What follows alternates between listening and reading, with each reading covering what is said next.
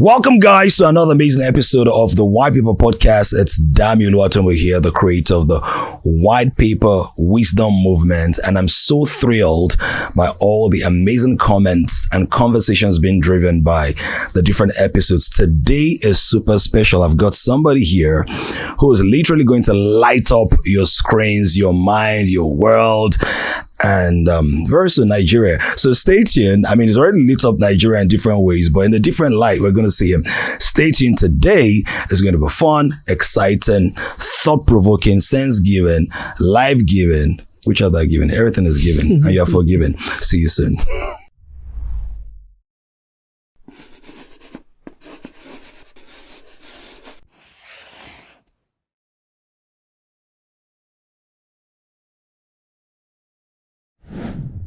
All right, welcome back. Today, super special. I've got this amazing person. He's a multi-talented, multi-gifted, multi-potentialite, dynamic, Thank you, sir. fine, family man, amazingly inspirational, inspiring, Thank you, sir. man of many parts. And I'm not just talking about his head, his hands, his legs as parts of his body.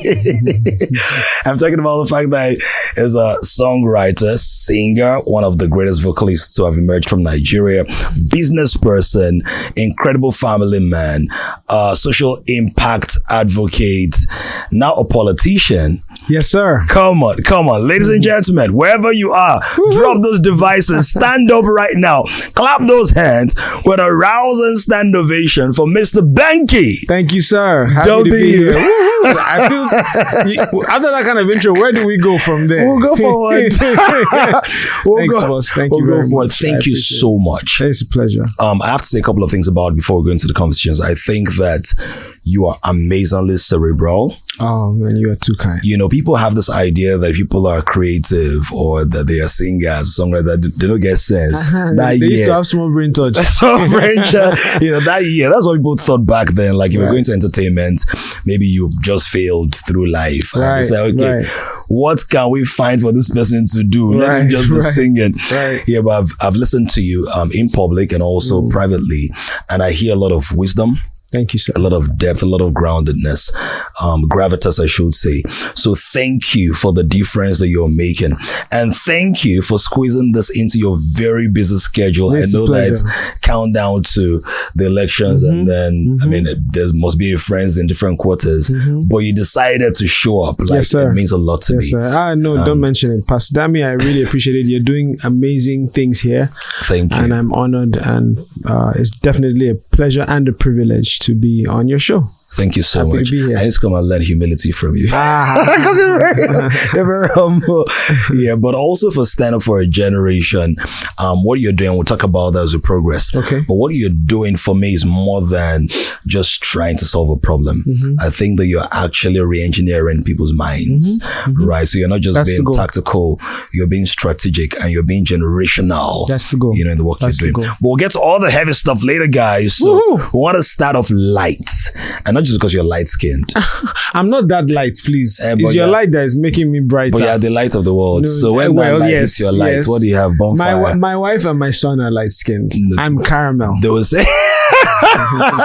oh, you're caramel. That's why you're so sweet. Hey, listen. But only one woman can. That. That's the only person that can verify. Okay, and she can verify because you're both very fine. Okay. Wordplay. Jay-Z. Too bad. All right. So let's start off with this. People know you as different things. People have interfaced with different parts of you. Yeah. Over the years, predominantly your music. I want to talk about that later. Okay. But can you give us like a backstory? Can you pull the curtains and just give us an idea of, background, as much as you can share, as much as you're comfortable sharing, right? And how you've evolved over the years into this force. Like, I don't think there's any country of the world you walk into and people don't go like, oh, that's, Banky W. I'm not sure that there are many countries like that. I'm sure there are a few. Yeah, like all those islands, Solomon Islands, and Kitts and Nevis and places, right? But how have you evolved, your background, and who is Banky W beyond what we might know? Background, it's kind of tough knowing where to start. I'll tell you a story. Good. So first day of secondary school, there was a young lad who, first day of JS1. I don't know if they still call it JS1. I don't know. Anyway, first day of JS1, first day of secondary school, the teacher comes and, all the kids are gathered, and he gives out a writing assignment. And he says to the children, I'll give you a title or a theme, and everybody go home and write a creative story around that is for this theme or for this title. Let's see. And so the kids all go home and they work on it, and they come back the next day, and the teacher, takes everybody's papers and goes to grade them. And then he comes back later in the day and he hands out everybody's grades. And he goes to this one young lad who was about, 12 years old or something at the time. And he says to him, hey, I know you didn't do this work. You must have had an older sibling or a parent or somebody do it for you. Just tell the truth. You're just starting secondary school. You really don't want to start off like deceitful. That's too early. And the child was like, no, I did the homework myself. And the teacher doesn't believe it. The teacher says, listen, I'm not going to punish you if you just tell the truth. Just tell the truth, and then we'll fix it from here. Go and think about it tonight. And by the time you come back to school tomorrow, I want to know who really did this. So the kid goes home. He's 12 years old. So he's very upset because he, after dinner, he sat there and wrote the story himself. And his mom saw him. So his mom sees him really upset when he gets home from school. And she asks him what's wrong. And he's almost in tears. And he's like, oh, my new teacher doesn't believe I did my homework myself. He keeps saying I didn't do it. And, it's his first day of secondary school. So he's really kind of worked up about it. So the next day, the mom brings the kid back to school. And when she drops him off, she goes to find the teachers, like the staff room or staff lounge, or where all the teachers were gathered, the staff office, I guess. And she says, hey, where is, Mr. So-and-so? And they point him out to her. She says, oh, I hear you don't believe my son did his homework. That actually he's very creative. He writes, he's into music, he's into drama, he's into all kinds of things. I don't even know how to harness all the things that he has. So if you don't believe it, call him on his lunch break and let him sit down in front of you and give him another one to do. So the teacher calls the kid lunchtime, says, okay, you know what, forget about yesterday's homework. Here, I'm going to give you another title or another theme. Write a story around this. And the one that the boy did in 30 minutes at lunch was better than the one that he didn't believe a 12-year-old could write in the first place. And so the teacher now realized that what the mom was saying is true, that this kid had all kinds of creative juices running in his body. And so from that point on, the teacher kind of took it as a personal assignment to say, I have to find a way to help this kid discover this creativity that he has, inside of him. The boy was me, and that was my first experience in secondary school. And from that point on, my teacher was an English teacher. His name is Mr. 𝐿𝐜𝐾𝐒.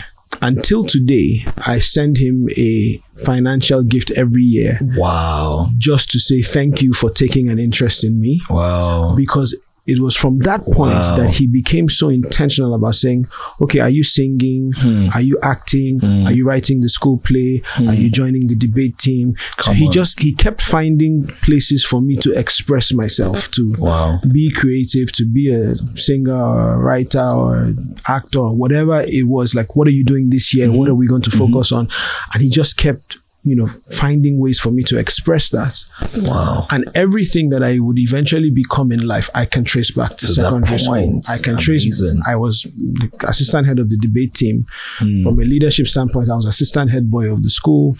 I performed at every end of year activity, end of year concert, or the end of year stuff every Christmas. I was in the school choir. I was in my church choir. I was acting. At some point, I was writing and directing or co-directing the school play. And so ending up as a musician, ending up in leadership, ending up in filmmaking, ending up in speaking and leading and all of those things, even just my side as an entrepreneur, just being able to try different things. I can trace back to that point. And the funniest thing is my teacher that reminded me of this, because I didn't even remember. I went back to shoot the Yes No, the love song that I did some years ago. I went back to shoot a scene for it in my secondary school. So if anybody that goes to watch Yes No on YouTube, the opening scene was in my secondary school, and the teacher there was my teacher. That Mr. Okay. Mr. Okay. He was the one in the video at the beginning of the video. And that's years apart. Yes, this was 2013. So. And something he said to me then, when he reminded me of this, he then said two things to me. He said, if you had gone off after graduation and done anything in this world, rocket scientist, NASA, wherever, but not exploring the creativity that he knew that God had put inside of me, he said, if you had been anything else in this world, aside from the creative side of things, I would have been disappointed. Wow. Because I knew that you were supposed to explore this further. Wow. Then the other thing that he said to me, and this was way back in 2013 when I went to shoot this video, was, okay, you're doing music, you've been identified as a leader, you've been vocal in the space for young people, you're in film, you're all of that. He's like, there's something that's missing, and whenever you come around to it, you'll get around to it, but that's leadership. He's like, I know that you are meant to He told that? He told me this in 2013. He says, I know that you are already thinking about politics then, or? So I'd always fancied myself more as somebody who spoke truth to power. Rather than sought power myself. So I always saw myself, somebody who tried to influence it from the outside, who spoke about it, who, used my platform and my voice. Like a Martin Luther King, you do the protest, you do the peaceful protest, you do advocacy, you do a level of activism. I really thought it was more like that than necessarily running for office. Right. But as things evolved, I started to realize that at the end of the day, the goal of activism and advocacy is change. Come on. So if you don't see the change that you're seeking, then the activism is not yet successful. Yeah. It's not awareness. Awareness is not a goal. Awareness is a tool to achieve the goal. Yeah, dropping. So hot. Right. And then, I would get to these places where I'd just be frustrated that, we don't have enough options. Nobody's paying attention. Who's running for House of Reps? Who's running for Senate? And I'd be having these conversations with young people, and it just felt like God one day just like, guy, so who are you waiting for? So, I've given you an education, one that your parents would never have been able to afford, because I got a scholarship and a combination of grants and loans.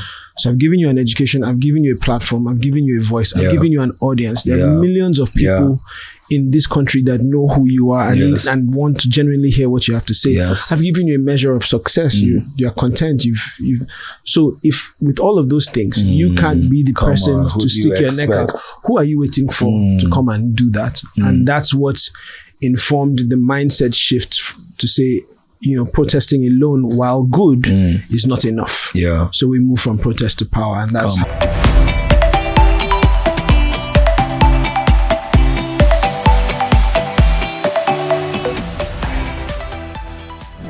how the shift to politics came. But back to the original question, I trace everything back to those points. And so I always tell parents, because I get invited to speak at graduations with, kids, primary, secondary school. And while I always speak to the children, I also try to save some time to speak to the parents and tell parents, your job as a parent is not to get a child to do what your dreams are for that child, or what in some cases what your dreams were for yourself that you were not able to do. Your job is to help a child discover his or her purpose, and then just do your best while they're under your care to empower them to go on the journey that God has decided for them. Because I've seen parents beat children for the thing that would eventually feed the family years down the line. True. And at that point, you've already lost that that connection with that child. So I tell parents all the time that, and I thank God that the mindset has changed. We were joking about this before, right? When we were growing up, you could either be a lawyer, a doctor, engineer, an engineer, an accountant, or a failure. Or a failure. Failure. If you are not one of those four things, that's it.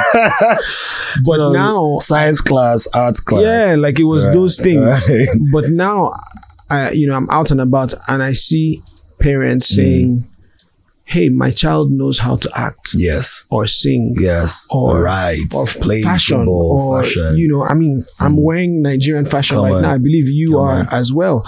So there's so much that, and the world has opened up. It's we can't be shoehorned into that limited mentality that these are the only ways for people to become successful. Yeah. And I think at least our generation now, that mindset shift has happened. Yeah. And so we're seeing people say, hey, you know, one of my favorite designers is Maya Tafo.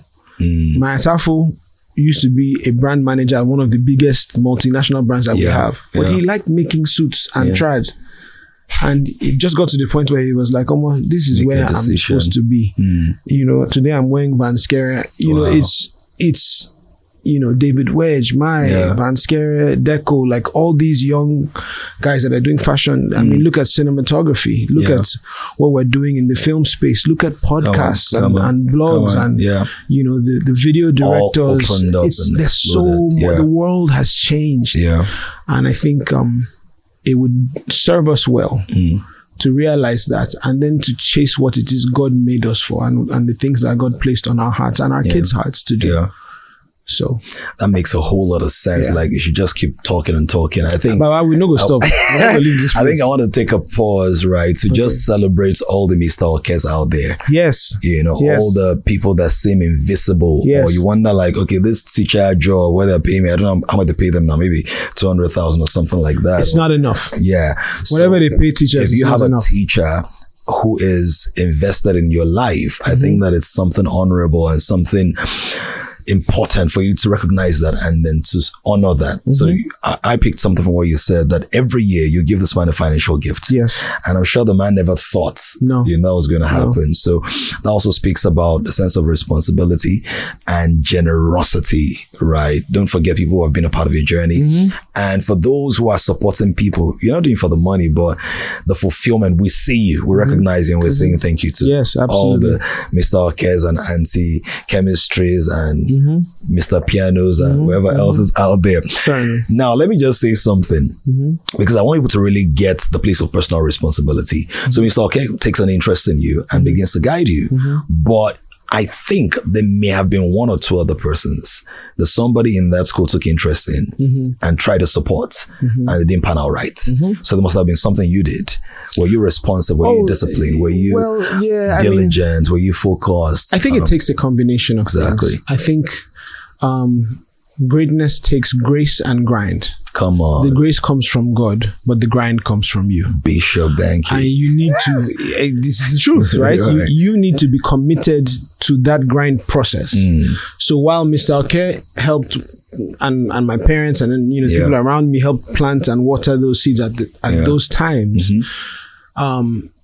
it wasn't like I could just finish secondary school and just sit there and say, oh, one day it's all going to work out. No, you have to be committed to that process of grinding, that process, that consistency, that commitment to yourself, to self-development, to getting better, to trying your hands at things and not resting, you know, on your oars, and just keep trying to push the envelope, get better, develop yourself. I mean, not to go all pastoral, but you're a pastor, so it's okay. Yes, please. One of my favorite characters in the Bible is David, right? And David was very much a flawed man, as we all are, right? This is not about perfection, it's about progression. So he was a flawed man. It's got lyrics. But with that being said, David was one of the most multi-talented people. I mean, do you know how gifted of a musician you have to be that when they're looking for a musician for the king, they come and find a teenager and say, this boy is who you are looking for. True. There's a level of, and that doesn't come from, God gives gifts, but that comes from work. That comes skill. From, if I'm going to take this instrument, I'm going to play it, play it. If I'm going to write a song, I'm going to write it. Bro, 3,000 years later, we're quoting songs that David wrote. He's the greatest songwriter of all time. How do you end up? And there was no audio recording device. It was just so you can imagine. He just wrote it down. But they were such powerful psalms. Absolutely. That here we are 3,000 later and we still say the Lord is my shepherd. I shall not want. That doesn't come just from the grace of God. It comes from the grind of you. And I think for me, he's an example of that, where he's a musician and a fantastically great musician and songwriter, but he's a soldier. You know, and when they're going to war, he's there. Come on. And he's a king. Yes. But he was also a shepherd boy. Yes. I mean, the day that David's life was going to change, that he killed Goliath, God didn't give him any advance warning and say, oh, by the way, today, this is what's going to happen. No, he was tending sheep. His regular. The father calls him. So he was the errand boy of the family. Come, carry this, go and give it to your brothers. Right? Some of us, and by the way, this is after he had been anointed by Samuel. That's true. Some of us, if they anoint us and say this is going to happen, your shoulder has already become high. That's it. You can't talk to me no more. Your shoulder part tendencies. Listen, you know, you can't. I mean, I'm going to be the king one day. Yeah, you can't be sending me to tend sheep. But what does he do? And the Bible, I love the word because it's so detailed, and there's a lesson in every detail. Yeah, because it says he went. You know, left the sheep, took the stuff, left stuff with the keeper of things. Yes, like it shows an attention to detail and responsible and just, he wasn't just he was focused about what he was doing. He was committed. There was a level of attention to detail and responsibility that he had. Yes. That the day that he would be launched into destiny, it was from the discipline of duty. That's right. It was from just waking up, going to work, and doing the mundane, the normal things. And I think that's what people need to understand. When the Bible says, be faithful in, you will not be given much unless you are faithful in little. Yeah. So everything is a test. Yeah. You want to own your own house one day. How are you choosing the place that you are renting or your parents' house that you are living in? You want to own a business one day. Do you show up on time? Yeah. Can they trust you to deliver? Yeah. You know, when you do a deal, do you deliver the way? It's in the discipline of duty. It's in the integrity. You can't think, oh, I'll have discipline and integrity when I get there. You'll never get there. You have to develop it. It is the integrity and the discipline that you show that launches you to where you're trying to go. Come on. So for me, where you're trying to go. Oshay, I love. You're rubbing off. I love that. I'm not cream, but I'm rubbing off. Wow. Maybe I'm actually cream. Right. No, but that's what it is. That's amazing. I love that. I really love where you've taken that too. Now let's talk about how you began to emerge. Okay. You spoke about David, and you know, just like you, David is my guy. Like I'm like, how do you do so much and do it excellently without compromising your heart for God and all? You know, in Israel today, David is still a very big deal. Legend. So it's not just like a Bible thing. Like they celebrate him as an icon. They celebrate him as their greatest king of all time. Yeah. So for you started. I mean. I mean, that's like one of your earliest sounds that just really traveled and opened up, right? Your first album was in 2005?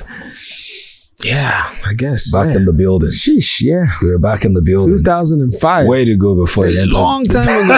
All right. Wow, that's almost 20 years ago. Exactly. So all the Gen Z people watching right now, they'll be like, Mama, we don't old. Hey, my Lord. That's what they're going to be thinking, like, almost 20 years ago. You released an album 2000. I think it just hit me. Yeah, you don't know. Let me tell you what happens too. So I was on a TV show 2009 called The Debaters. I don't know if you ever heard about it.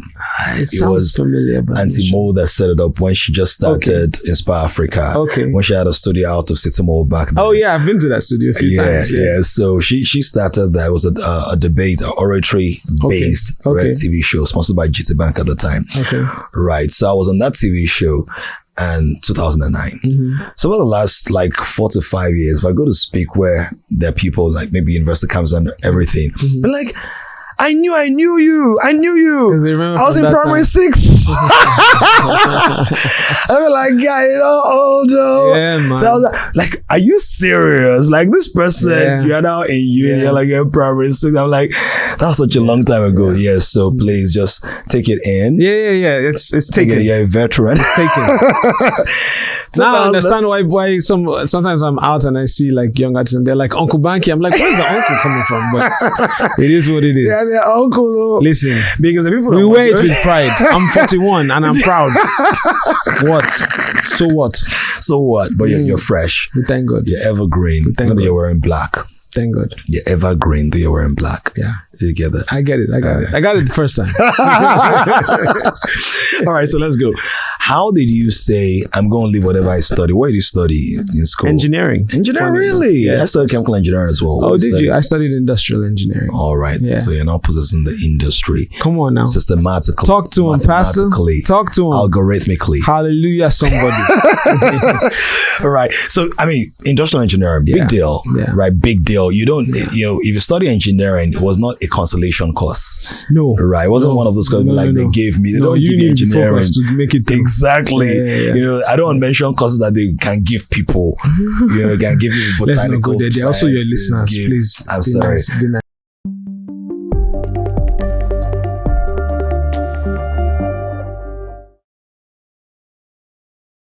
So for some courses they give you, but engineering you take it. Yes, so you took that industrial engineering, mostly 5 years on most schools. I think maybe it was 1 4 or 2, 4. Well, 4 and a half. Schools, 4. 4 and a half. Right. So 4 or 5 depending on the school. You did that. Then you did NYSC, and then you told your parents. Did you tell your parents that you want to focus on music, or how did it happen? Or did you just like steal away from home and then they saw you on TV or something? So I all the while when I graduated secondary school and I started going to university, I think it was around my second to third year of university that I had started kind of working in music, thinking like, I need to get it. I need to go and record something, because I had always wanted to, and I'd always performed or ministered, whether it was in school or church or just events. I'd always been, the kid that would go out and do those things. But I had never actually even recorded something. And I was going my second or third year of uni. And I remember thinking like, man, if I'm not careful, I'll wake up one day 20 years later and be telling my children now, and be telling my kids, when I was young, parents always have that. Yeah, when I was a child, I used to do this, I used to do that. Half the time they have nothing to show for it, True. And I was just saying to myself that, man, if I'm not careful, I'll be so busy just, ticking off the boxes that all of this time will go. Yeah. So I called my best friend up, Tunde Demoren, and I said, because he knew that I'd been singing since we were in secondary school, and luckily for us, we were both in New York at the time. So I kind of talked him into saying, hey, let's try this thing. Let's start saving money, putting money together. Because it's not like today that any Tom, Dick, or Harry can have a music studio. Once you have a computer, back then, you need to save and then go and rent book a session.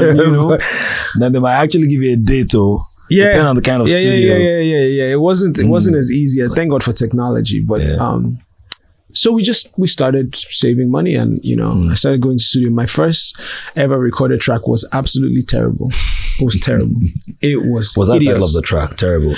It might as well have been, because it was bad. Like, it was bad. Tunde still threatens me till today that if I do anyhow, I'm going to find the original recording and release it. See, this was doing shakara for people.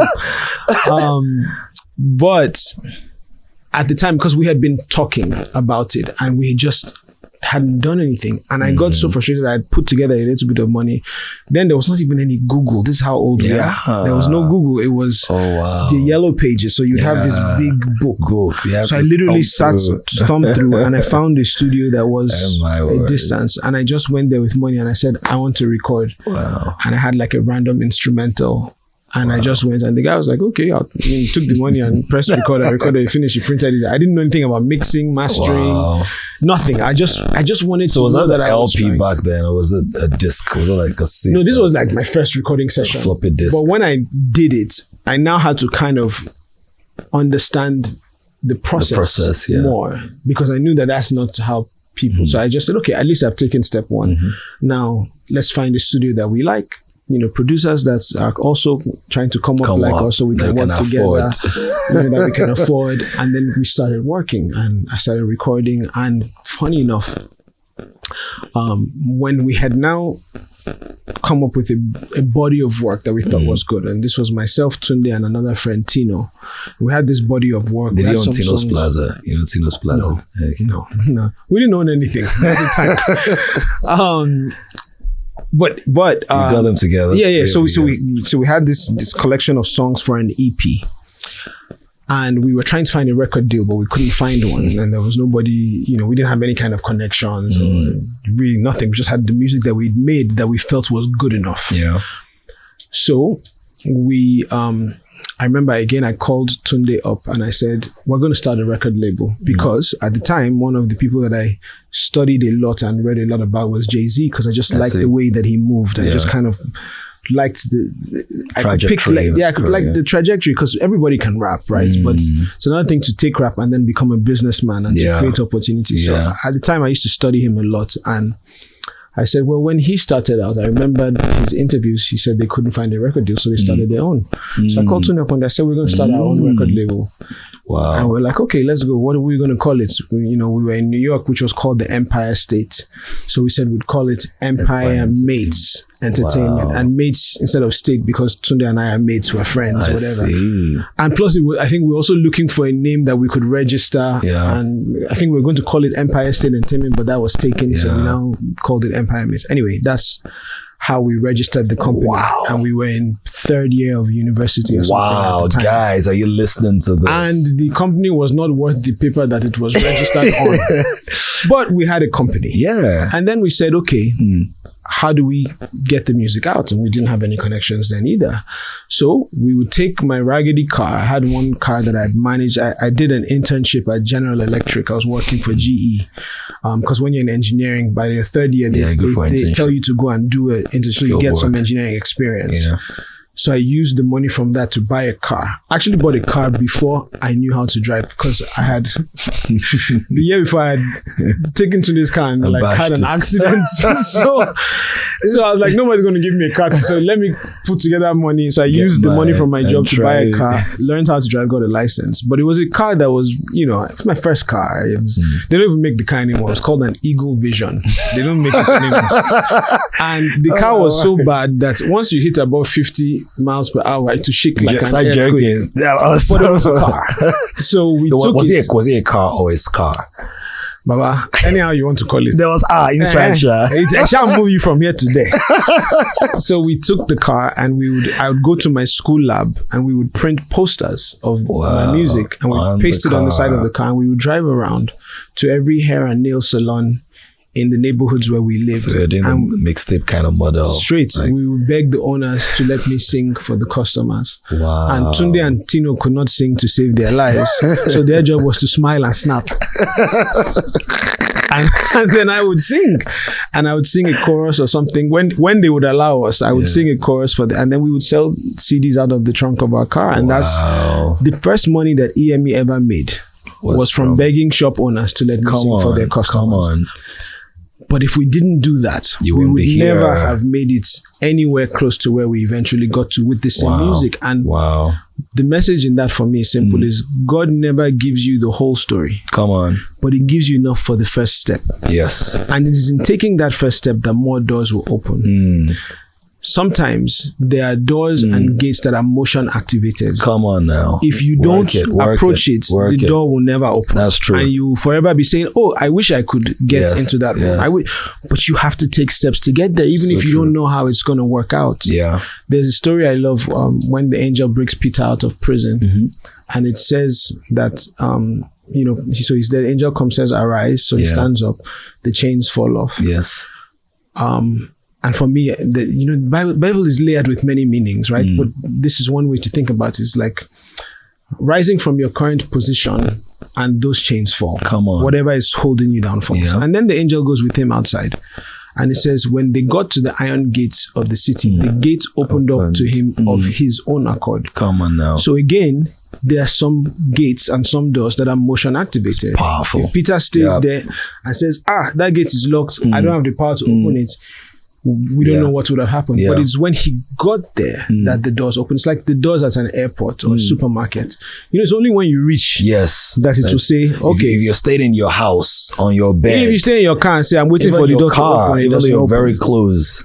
Exactly. Wow. So you have to, and for us, those were the first steps. And it was one thing leading to another. And there was a point where I won one or two, talent competitions coupled with this. Then the news camera in our town started, did a special on us and a newspaper. I remember when we saw our first, I still have the screenshot of the first newspaper article that was ever written. I still remember the first day we heard the song on the radio. Wow. And we literally had to pull over in the car and just listen that. Were there mobile phones then? They're just about yeah, were. So you didn't have. They're just about were. Okay. I think we did have, but it was the big chunky. Yeah, back big then, joints, like the brick thing. Yeah. So you pulled over and you're like, they played, and it was like song. they played our song on the radio. It was a mind blowing experience. And again, but it's being faithful in little. It's taking steps when you don't really know where it's all going, but just being committed to that process. And that's how, it was one thing. There was never really one massive moment. It was a series of little victories and falling down and getting back up and trying again and trying better and eventually. That's amazing. This is inspiring and it's very instructive. Thanks for sharing it. Because there's a generation of people who are sort of like waiting for everything to be done for them. Yeah, so it never works. You're in school, never works. 2 year 3, you can get a record label. You're not just crying and bawling over. Yeah. You take that step with some of your friends that can actually sing. You guys start a music business. That's what it was. And then you hacked a business model, right? So you didn't wait for Harvard or masters and all of that. You mastered the game without your masters. Come on now. J Dami. What do we call it? No, but that's what it is. You master the business. The wildest thing? Now. I love it. Kids these days have so many more advantages. Yes. Because of technology. Absolutely. Because of the internet. There's this kid I follow on Instagram called Connor Price. I don't know if you guys know him. You know him, right? Connor Price. Young white boy. Is it the barber guy? No. He's a rapper. He's a rapper. Okay. His name is Connor Price. Clean, young, white boy, but he's brilliantly gifted. And he just started by making these fun skit videos around the music. Wow. Now the guy is clocking like major label numbers. I think labels are probably even begging him. And he's making so much being in control of his own destiny that he doesn't want. Wow. But again, you have to take steps. You have to try from where you are. You have to. It is so important. The doors don't open unless you take certain steps. I love it. I love it. I think that's the lesson. Love it. To borrow that metaphor, even if you have an elevator in a building, you still have to take steps to the elevator. Oh, sure. People say like, I want to fly. Sure. But even to get to the aircraft, you have to walk. Sure. At some point, whether it's at the airport, the airstrip, or right up the staircase. So thank you for that. There's so much more coming. Guys, Banky is a ball of wisdom, and I love the way he just, distills it very effortlessly. Like, do you sneeze wisdom? Or you just sweat? I don't know how to respond to that. So stay tuned. Right after this break, we'll be back to talk about him being a family man and having the love of his life and amazing prince and all the great work he's doing in terms of family, social impact, leadership, and so much more. Stay tuned for more.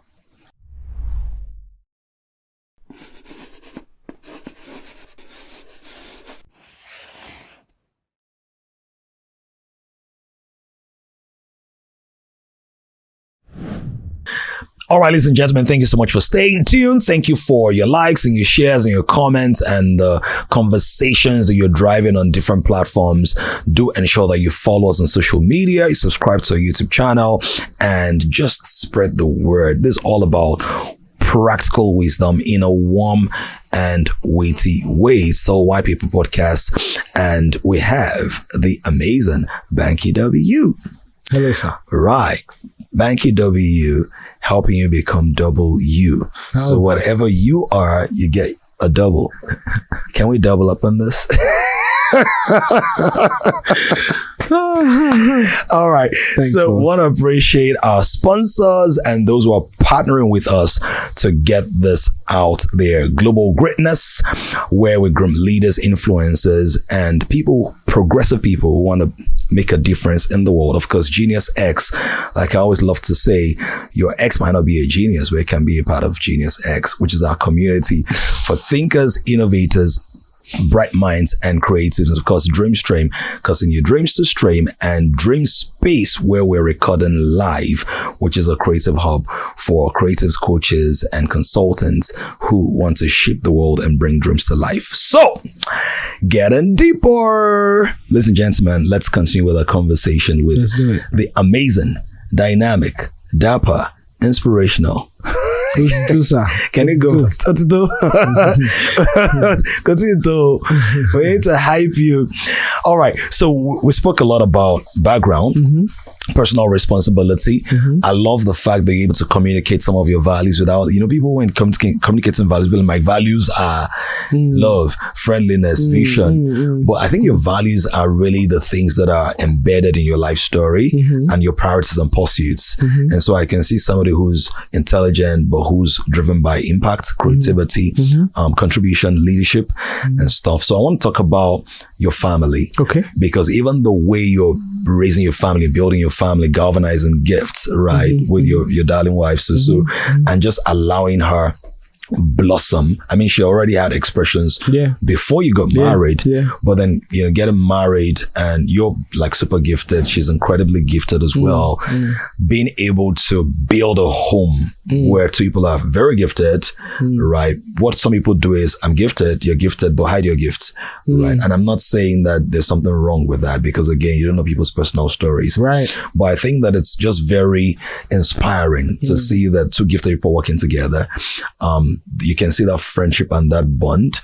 You can see that alignment, and you can talk to us about family and maybe how you guys met and how things. It's interesting you bring up this idea of two people that are being gifted and then one having to kind of play the background. And while I guess it certainly would work for some people, I always saw it as my responsibility to ensure that she shines brighter than ever before because of our marriage. I always saw it as part of my goals and my duty, really, as a husband, is to make sure that my wife is the best version of herself and is able to express everything that God has created her to be, not just to be there to support me. And it's funny because when at certain points we'd had that conversation where she was concerned that, am I just going to be, your wife or the wife of the politician or the musician or whatever. Was that before you got married? So we had the conversation before I got married, and then we had the conversation twice. Once before I got married, when we were still kind of feeling each other out and dating, she just was a bit concerned about, what's being with me would mean, just because of the limelight and all of that. And, we had the conversation then. But then the second time was when we now had the conversation about politics. And she was like, does that mean I have to stop acting if you get into government? And I said, stop acting for what? She was like, but you don't see any politicians' wives doing anything other than maybe the charity project here and there. I said, that's great. That's for other politicians. Just because it hasn't been done doesn't mean we can't be the ones to do it. So I was like, no, act, I'll come and visit you on set, I just, there's sometimes it's unfortunate that you see people get married, and sometimes in very specific cases, you see the light go out in a woman's eyes because her husband feels like he needs to corner her and keep her somewhere. And I've always thought about it from the opposite standpoint. My job is to make sure that she shines. My job is to make sure she's the best version of herself. Love your wife like Christ loved the church. How does Christ love the church? He makes sure the church is the best version of itself. The washing of water by the word, presenting it flawless. And that's my duty is to treat my wife the way Christ treats the church. Loving, caring, empowering, giving, looking after, protecting. Just that's the job, I learned this some time ago.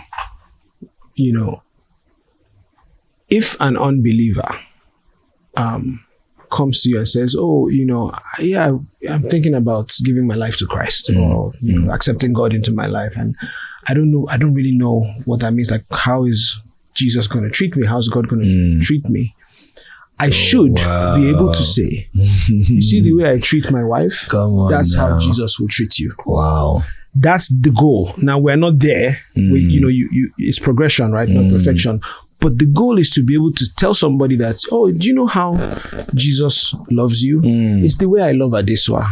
That's how Jesus loves you. It's the way I support her. It's the way I provide for her. It's the way I care about her. It's the way, the way I help her shine. It's the way I am her biggest cheerleader. So that's how Jesus loves you. Amazing. And that's the job is making husbands. That's the job. Yeah. So I always saw it like that. Yeah. I always beautiful. That's like, it answers a lot of questions, right? If you know what the standard is, then it becomes your reference, right? So it's great. And then you have a child. Yeah.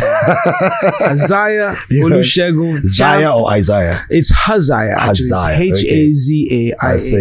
What does that mean? That's Hebrew, right? It's Hebrew for Yahweh sees or Yahweh watches over. So the one that Yahweh sees, the one that Yahweh watches over. Amazing. I'm sorry I interrupted the healing. So please go. And then Olusegun means, God has given me victory. And if anybody who's watched our testimony, it's called Final Safe Faith, you can check it out. His names reflect the testimony that is his life. God was watching, God was seeing, God was watching over him and us, and God gave us the victory. And that's and then you have a song based on that. As well. Champ song. It's on Susu's EP. Amazing. So you can go check it out. It's called Champ Song. So stream the EP. Yes, please. What's the EP? Susu's EP is called Sue Me. It's fantastic. It's beautiful. It's available on all streaming platforms. My last project is called The Bank Statements. It's also available on all streaming platforms. So please go check both projects out. Stream them. Amazing. So guys, The Bank Statement and Sue Me on all streaming platforms. Yes, sir. Yeah, they're flowing. All right, so you're streaming now because you're well. Oh, don't start. well, see, I've already started. So, Wellington, well is in the tin, and there's water streaming. So there's streaming. Too much. The bank account, currency. Toilet for you, Baba. Right, bank statement, currency, streaming. So everything's connected. All right, so guys, do that. But yeah, we have a son, and he's amazing. He's amazing. You guys are fine. You know that? Sorry, you all are fine. We're fine. We're so fine. We give God the glory. Like fine. That's amazing. He is everything. He's everything we prayed for. Beautiful. He's everything we were waiting on God for. He's just a ball of light and joy and love and energy, and he's 2 now. Wow. So he's at that testimony stage, was like what? Yeah. Wow. It's been a while. Yeah. He actually just started school. So we just finished week 1 of school. We're now in week 2. So I'm really excited. So you have a lot going on. Oh yeah.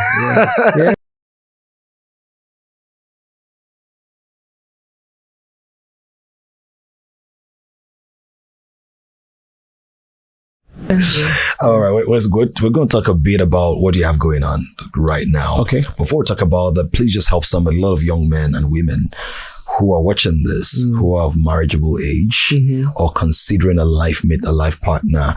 What are the things that you looked out for and that you think that people should pay attention to? You're from an industry where there's a lot of glitz and glamour and, showbiz and all that stuff. And then you got to the point where like, I'm going to get married. So you must have actually considered quite a number of things before you made that decision. What were the things you considered, and what are the things you think the average, in quotes, young person should? Okay. Especially people who are maybe as dynamic as you are. Okay. Right. So it's this fun fact. When I started talking to God about what I wanted in a wife, right? I told God that I didn't want somebody from the entertainment business. Because, when you are from an entertainment business background, you know the madness of it, you know the schedule, you know all the traveling, you know the late nights and sometimes early mornings. People in your private space. Yeah, it's just a lot. So I was like, I don't want somebody that's from music or from acting. Movies. I want oil and gas or aviation or banking or telecoms. You know, she goes to work at 9, she comes home at 5. You know, she has 2 weeks of vacation. Like, you know, I'm the one with the crazy schedule that, you know, today and tomorrow may never look the same. But I wanted somebody that was like a schedule. The flip side of that was very stable and had a stable life and stable. What's funnier is that even though I was telling God I didn't want somebody from entertainment, Adesua was telling God she didn't want a musician. Oh my word. A pastor or a politician. Are you serious? And here I am, ladies and gentlemen. 3-1, right? So Are when the Bible says, she was clear about specifically, that. Before she met you. Specifically. Before she met me. God, way sense before. Of humor, man. Bruh. Like, what's up? How far? But I think it just goes to show that God's ways are higher than ours. So true. His thoughts for us are better than anything we can think for ourselves. And I think for me, the lesson really is that everything you're looking for is actually in God. Come on. And He knows what you need, what you need, and what He's prepared for you, and you know the thoughts I have for you, thoughts of good, and not of evil, to bring you to give you a hope and a future, bring you to an expected. So, but you have to involve God and trust God in your life's journey. And the problem a lot of us make is that we go on the journey and then maybe think about God as an afterthought. Wow. As opposed to saying, that's why the Bible says, seek first the kingdom of God and His righteousness. And then everything else you are trying to figure out, it will be added, it will be sorted out. But and it doesn't even, I love the words. I mean, because you're into words, right? Yeah. I feel like scripture is so intentional about, the Holy Spirit is intentional about the words that He chose. So when He said seek first, right? Just be on the journey of seeking. Come on now. Just be on the journey of seeking God. You don't need to have reached Reverend Adeboye status or Pastor Dami status. Just be on your own journey of seeking God, because that's all He asks of you, is just be on that journey. And when you're on that journey and progressing in that direction, He will start to pull things together. He will change your priorities. He will change what's important to you. He will change things about yourself that need to be changed. And so for me, when you know, people sometimes think that Adesua led me back to God, and it's not true. I found God. God led me to Adesua. Come on now. It wasn't the other way around. And I think that's important, because we always try to find that life partner, but we ignore the relationship life with partner God. Giver. It is in trying to sort this out that everything on this sorted. Level is sorted out. Wow. And that's what I learned, and that's what I found. It was because I never really got the relationship thing right. I'd never been in a relationship that had lasted a year. Ever. My relationship with Susu is by far the long I had never been in a relationship that had lasted 1 year officially. That we say we're now boyfriend and girlfriend, and all those love songs you were writing are making people cry. You are making people cry. I had never celebrated 1 year anniversary in relationship. Never. But people were heartbroken and they were getting healed because with I would music. write from a place of seeking it, right? So I would take experiences. In fact, refund all of our money. But I would take experiences, and that's so when I was falling in love or lost or whatever, that's what I would write from. When I was partying, capture that. It was very much. I would draw from life experiences. So even when I'm writing a love song, because your songs are authentic, organic. Yeah, right? because it's from a place of seeking love. Wow. But it was only after I'd started intentionally seeking God, which was around 2014, 2015. I just looked at myself and I was like, man, you know, there's a God-shaped void vacuum, in every man. And you can try to fill it with girls and alcohol or Igbo or any other kind of drug or partying or anything, porn. You can try and fill it with everything in this life. But if you do not fill it with God, there will always be something missing. So true. And I just got to that point. It was 2014, 2015. And I just felt empty. And you know, you can, in the eyes of the world, you can be successful and doing this. but inside you know that you feel wretched. It's just like the missing. prodigal son. You wake up one day and you're like, oh, this is not where I'm meant to be. This is not who I'm meant to be. And it was at that point that I now said, you know what? If it's just to be going to church every Sunday, let me just start that. Wow. So I would have turned up all night to 4 a.m. I'm coming back from the club, but I'm going for church on Sunday morning. But this is good. And I found... Because somebody's there right now. Yeah, and I found the House of Freedom. I found Pastor Tony Rappo, Dr. Tony Rappo. Amazing. Shout out, PT. We love you. Yeah, and PT's messages would just like inspire me and just... And you know, when the Bible says it's the goodness of God that brings people to repentance. It is sometimes we think we're running from God because we think we're too dirty or we've done too many. And I was in that place. I think I lived recklessly. But it was in just seeing how much God loved me and God reaching out to me through like PT and just listening to messages. There was a time I used to follow PT around. When he's preaching at TPH, I'm at TPH. When he's preaching at Waterbrook, I'm at Waterbrook. When I would literally follow his schedule and say, okay, he's here. Because God was using his messages to sort things out slowly. And I didn't even realize it was happening, but I was going on that journey. Yeah. And it was from that I eventually now ran into Adeswa one day, which by the way is funny because I had met Adeswa 3 or 4 times before and I did not even notice because I think God was shielding her from me because I would have messed it up. If I had attempted, I would have screwed it up. There, no question. So it was only after I was now on this intentional journey with God that I now saw her one day and I was like, who is this? And that's when it clicked. But here's the other thing. My brother, hello. But here's the other thing, right? This is something that PT taught me. And he said, and this was when this is now after we were dating and trying to get married, right? And we're doing premarital counseling and speaking to him and Mrs. Rappo, his wife, and the other leaders of the House of Freedom. And I learned something that blew my mind. PT said, you know, when a husband and a wife are trying to get together, there's so much stuff in between. There's pain from past relationships. There's baggage from past relationships. There's family background. There may be broken homes. There may be broken hearts. There's so much.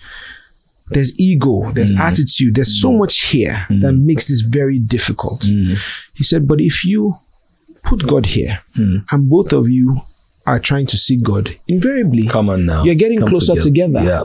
There's no way. And so that for me, I say all of this to come back to the point that this thing does not work without God. Come on, it just doesn't. God first.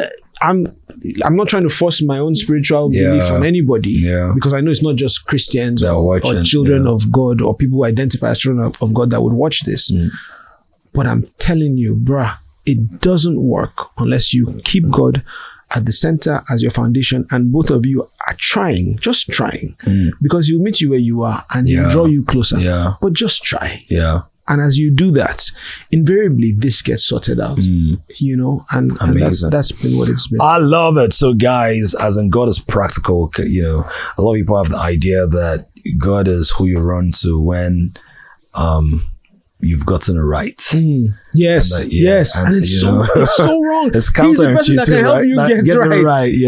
So it doesn't have to be right to get to God, but when you get to God, you get it right. Come on now, and then get your rights. Preach, rapper. It's called the righteousness. Not preacher now.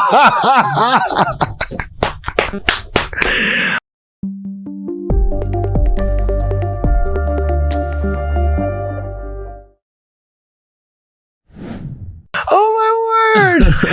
All right, I'm a rapper, but not a woman rapper. We thank God for that. We thank God for that. All right, thank you so much for sharing so much. Right, it's a pleasure. We want to begin to dovetail towards the climax of the conversation, and I know that you're very passionate about change, about transformation. I mean, even before, like, you came full out to speak about the political I won't call it ambition, political drive that you have to instigate transformation, to generate conversations, and then to literally take the bull by the horn, as it were, and put some skin in the game. you had done a lot of rallies. You've been a part of protests. You've actually released a couple of songs around, advocacy and stuff like that. Talk to us about politics, governance. Why is it important for people in their 20s, 30s, and 40s to do more than tweeting? To do more than online analysis, because we have that on lockdown, as it were. So talk to us about that transition, that shift that we need to make. It's honestly, it's really simple. The goal of activism and protests and advocacy is change. And until we start to see the change that we seek, the activism is not yet successful. Awareness is not the goal. I said this before. Awareness is not a goal. It's a tool. But it is change that we seek. And we have to be the kinds of change that we want to see. I strongly believe that we have to come to a consensus of like minds. Some of us who will run for office, others who will not, but will partner with those who are to put Nigeria on the path towards growth and development. It doesn't happen any other way. And we have to open our minds to think beyond the presidency. The president is important, yes, but he's not the only important person when it comes to the way of life and the laws that govern society. And so we have to start thinking, who's the senator? Who's the House of Reps? Who's the State House of Assembly? Who's the local government chairman? How do we put like minds, right thinking people in those places? Come on now. I believe that the way that we get out of the mess that we're in as a nation is through innovation and reform. Innovation doesn't really happen in government offices. Innovation happens in the private sector. It happens here, on the white paper vlog or podcast show.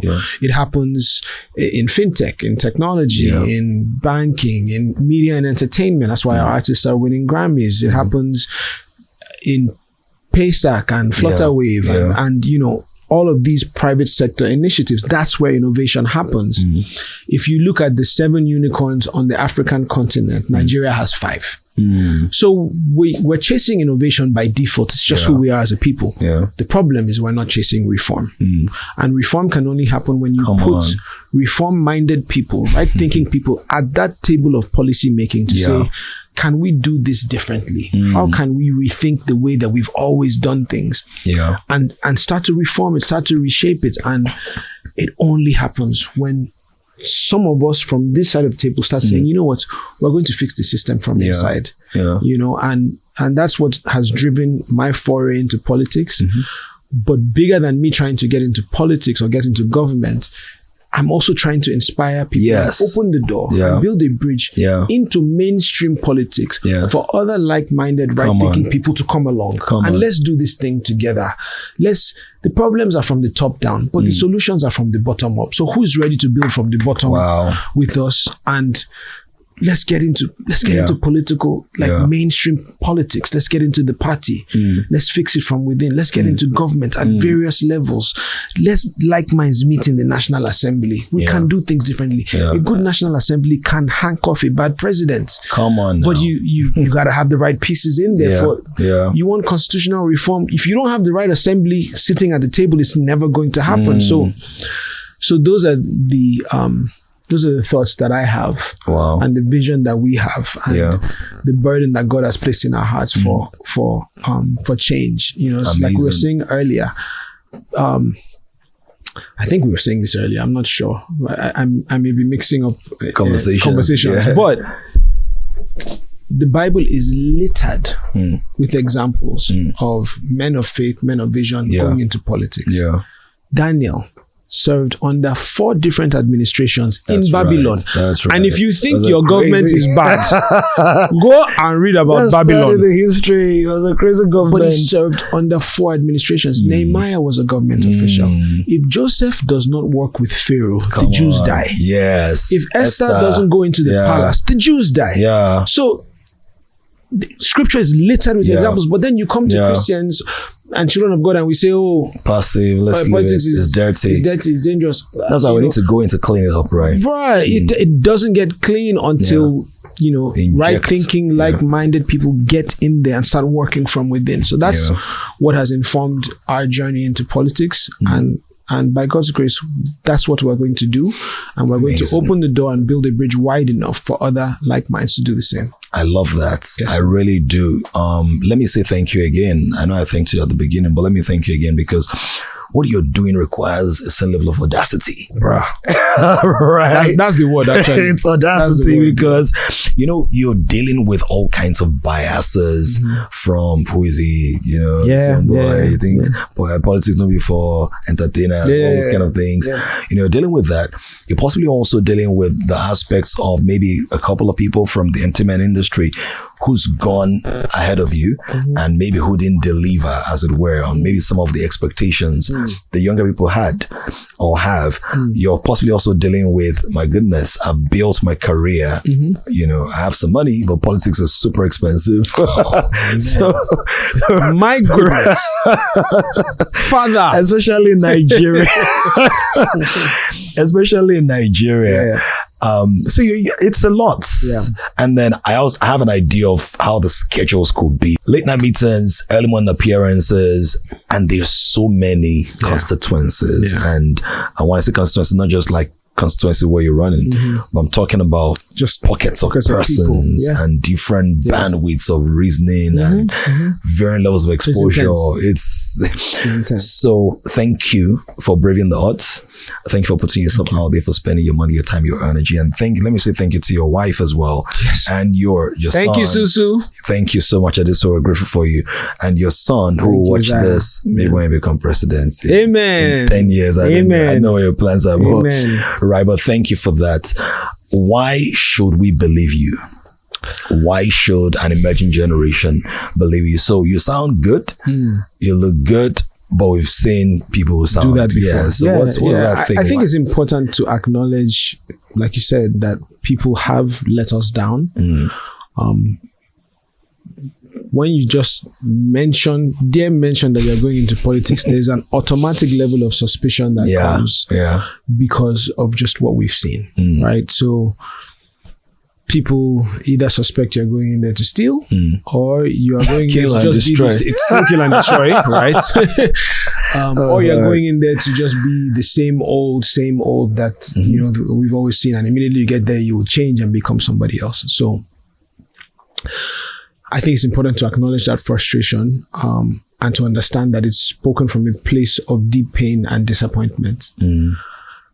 With that being said, I think it's also important for us to weigh how people get into politics. And what I mean by that is you are accountable to the way that you get into office, right? So if you have, hypothetically speaking, allegedly, I hear where you're going. If you have somebody who doesn't need to win in primaries to get a ticket, the primaries happens, he loses, he goes and talks to the Godfather, they have an agreement, an alliance of sorts, and the Godfather says, give him the ticket. You have destroyed the table. And when he needs money for his campaign, he knows the 1 or 2 or 3 Godfather figures who are bankrolling him to get into office. Who does that person answer to? Come on now. When he gets into office? It's not the people. It's not the people. He didn't need the people. Yeah. He didn't need to convince the people to get into office. He just had an agreement in place for getting the ticket, one, for funding, for everything. So when he gets there, that is who he answers to. So he can only say what that person tells him to say. He can only do what that person tells him to do. There are things that he dare not talk about or get involved in. It's just the way that it goes. On the other side, you have me. Very much a disruptive candidate. Very much, going against the grain, even within, I can show you the battle scars from even within the party. Wow. Where I won my primaries. The next day, the results said something different. We had to go through... There was a bit of a drama. Bro, we had to go through an appeals committee, a petition, investigation, this, that. That took a lot of grit. It took grit. Yeah. It took money. It took time. It took energy. It took everything. Only for them to say, okay, go and do the primaries again. And then you go through that entire process a second time and you win again in a landslide. Why? Because of the grace of God and the grant from you and the belief of people. Yes. People saying, no, this is what we want. This is what we believe in. when I get into office, who do I answer to? I answer to the way that I got in. I answer to the people. There's nobody writing me a big check. It's my money, it's my friends, it's my family, it's the people who believe in what we're doing. And I say, hey, I can support with this, I can support with that. If you're one of them, I have a big check, please write him. But we need it. We need it. But it's a series of people. Funding this just for goodwill. It's people saying, I believe in this guy. I believe in this campaign. This sounds like what I believe in and what I identify with. And so I'm going to back it. I'm going to support it. So I cannot turn around and enter office and then just drop all of that, because not only would my political career be dead, because I can't come back to those same people 4 years later and say, oh, by the way, I need you again. How far? When I've not done anything. No, you can't do that. Secondly, I have a lot at risk, because my entire success as an entrepreneur and as an entertainer is because of people. Why do people buy your music? It's because they like you. Why do people go and see your movies? Because they like you. So you can't squander the goodwill. Bruh, I'm risking my own reputation and that of my wife and family to do something that I believe I have the capacity to do. And I believe I have the... And here's the fantastic thing about politics and democracy. It's not a permanent position. So whoever goes in there and does anyhow, they will see anyhow when the time comes. And that's what I'm saying. I'm asking people, you made a joke, you said, oh, when I become president. I think people have various levels of, I don't want to say delusions of grandeur, but I think that people, let's put it like this. People go into politics for different reasons and with different approaches, right? If I started out and said, I want to be president of Nigeria. As in now, even or 2019, if I came and said, I want to be president, after all, millions of young Nigerians know me, I'm educated, I want to be president. Because there are people that do that. Of your old school association. Wait now. But there are people that do it. I mean, in 2019, we had 73 presidential candidates. I see 73. But you don't graduate from university and walk into a multinational and say, I want to become CEO. Come on now. It doesn't happen. It doesn't happen. It just doesn't happen. Now. You earn the right to ask for that promotion. You earn the right to ask for a raise. You perform well. And then your boss says, you know what? I can give you more responsibility. You're faithful in little. You prove yourself. You perform. So what I'm saying is, I believe that I have the capacity to deliver as the representative of a 𝐇𝐎𝐒, nothing else. I'm not asking to be president, not asking to be governor, not even asking to be a senator yet. But let me represent my people. Let me try and deliver for them. Let me give them transparent, accountable, empathetic, character-filled, competent representation. Let's try this. And when we do well, by God's grace, it's the same people that gave me this job that I'm asking for. We'll come back and discuss again and say, okay, how did you do? How have I done? Do I deserve the chance to go again or to go for something more? Or do we say, okay, you have done your own and let's open the door for other people to come? And those are all conversations that we'll have in time. But invariably, that's what we're saying is just, I'm trying, but try with me, believe with me, and then let's see where it goes. So. I love that. So you're like, I'm doing this. Like, I know why I'm doing this. And I have the people. I'm clear why I'm here. You're clear why we're here. You know, one of the reasons I believe in your candidacy, I'm not saying that I'm partisan, because I embrace people from different parties, right? And I appreciate different value systems. But part of why I have a bias for your candidacy and people who told this line is one of the major things I've always had issues with in politics or with some politicians is you haven't built anything. Now you want us to trust you with the national budget or the state budget to build what?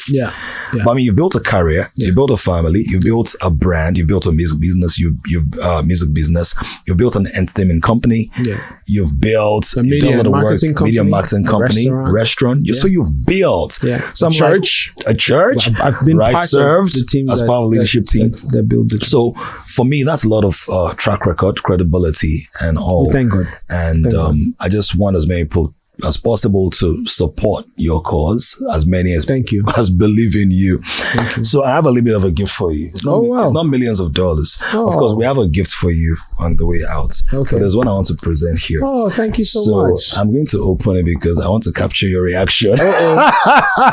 Let's go. So it's just a simple I got some merch coming. yeah, some merch, and I'm hoping you're gonna love it because you know what I do now with the words. So it says, dun, dun, dun, dun. Drum roll, please. We need some drum roll. So it says, first of all, it has your face on it. Oh shit! Well, I see my beard. Bank on Banky because Banky is bankable. Wow. I love it. Thank you so much. I appreciate Banky is bankable. Bankable. I love it. All right. Thank you very, very much, sir. So thank you. You can change us. I'm just joking. God, you want me to change now? No. Please, stop it. No. It's not that kind of All right, so we're going to put that together for you. Thank you very guys, thank you. It's a pleasure. Thanks for honoring our invitation. This is a spearhead. This is an icon. I believe we're going to find more people who will just get inspired by you, or maybe already had the idea and they're like, okay, let me just give it, let me just build. Right. So guys, let's look out for those people. Let's look out for Banky and his projects and his cause and his campaign, and support credible individuals. Mr. Capable. Yes, sir. Capable individuals, people that have character, people that have capacity and the competence to deliver results, not just promises. I think that's important. So thank you so much for being a part of this episode of White Paper Podcast. Keep on listening on all the podcast platforms and keep on watching on YouTube. We've got just one more thing to do. Okay. It's a little game we're going to play. But I think it's going to be easy for you. It's about wordplay and stuff like that. Oh boy. Here we go. Wala. So we're going to dive into that. Don't go anywhere, guys. We're almost done. Just the fun part of it. And then we'll talk. See you a little later.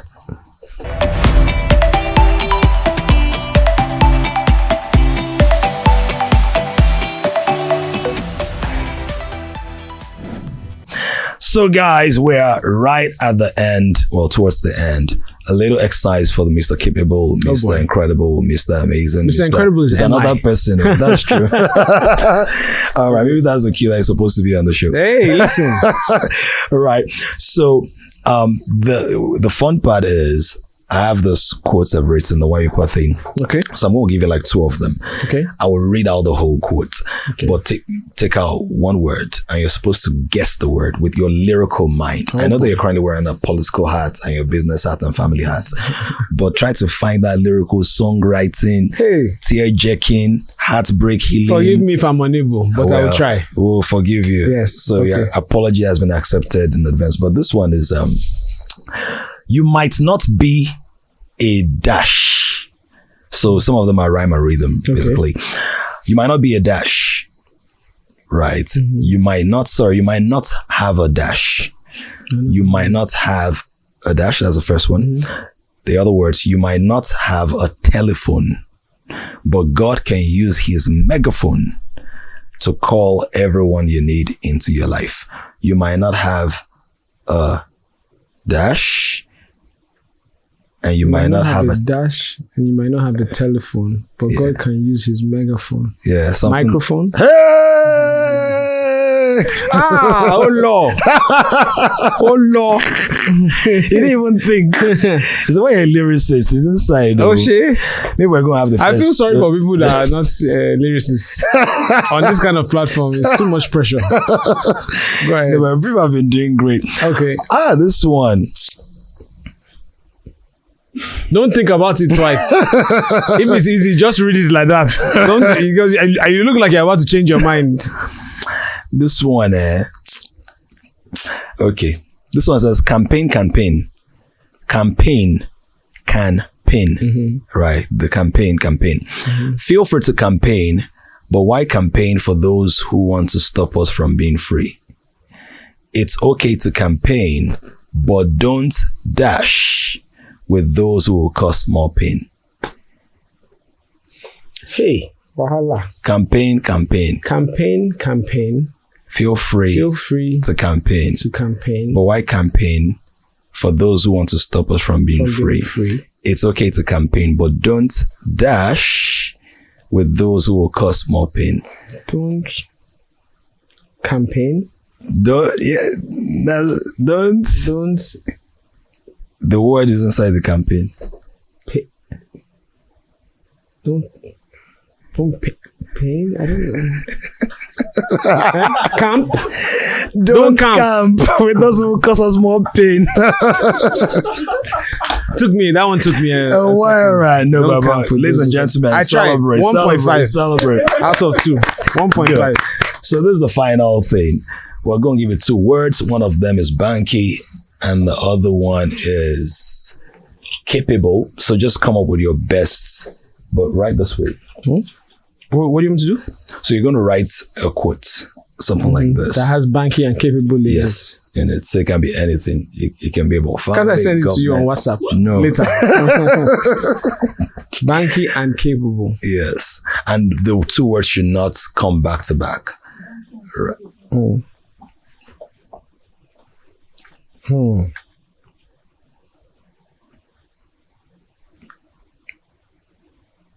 What's that? What's it just going? I think you should rethink the word. Banky and capable. Capable is the pronunciation. It's capable now. It's capable. It's not capable. It's capable. Okay.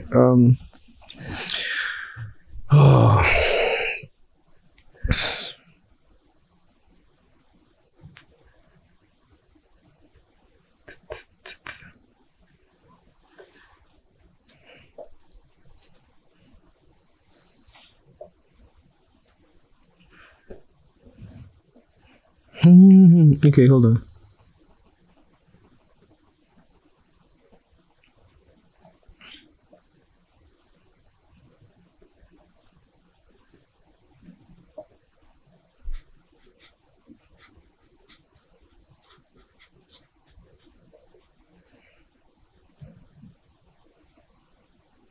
If you make a mistake again, there are extra shits at the back.